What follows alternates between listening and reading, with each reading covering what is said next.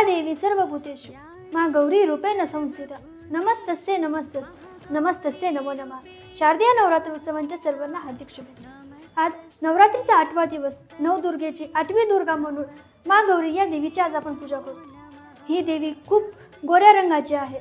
देवीला गोरत्वाची उपमा ही शंख, चंद्र आणि कुंदाच्या फुलापासून मिळाली आहे। देवीला 4 भुजा आहेत, त्यामध्ये उजव्या हाताला वरच्या साईडला अभय मुद्रा आणि खाली त्रिशूल आहे, तसेच डाव्या हाताला वरच्या साईडला डमरू आणि खाली वर मुद्रा आहे। देवीचे वाहन हे वृषभ आहे।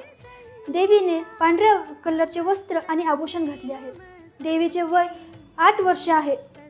देवी अतिशय शांत स्वभावाची आहे। एकदा हिमालयाची मुलगी म्हणून जन्म घेतल्यावर पार्वतीला नारद मुनीने एक तप करायला सांगितले होते। हे तप शंकर भगवानाला पती रूपात प्राप्त करण्यासाठी होते। तेव्हा हजारो वर्ष देवीने मोकळ्या आकाशामध्ये ऊन, पाऊस, वारा यांचा त्रास सहन करून हे तप पूर्ण केले। त्यावेळेस या तपामुळे देवीचा रंग खूप काळा पडला। महादेवाने तपाला प्रसन्न होऊन देवीला पवित्र गंगेत स्नान करण्यास सांगितले। जेव्हा देवीने पवित्र गंगेमध्ये स्नान केले त्यावेळेस पुन्हा देवीचा कलर एकदम गोरा झाला। तिने वस्त्र आणि आभूषण ही पांढरेच घातले होते।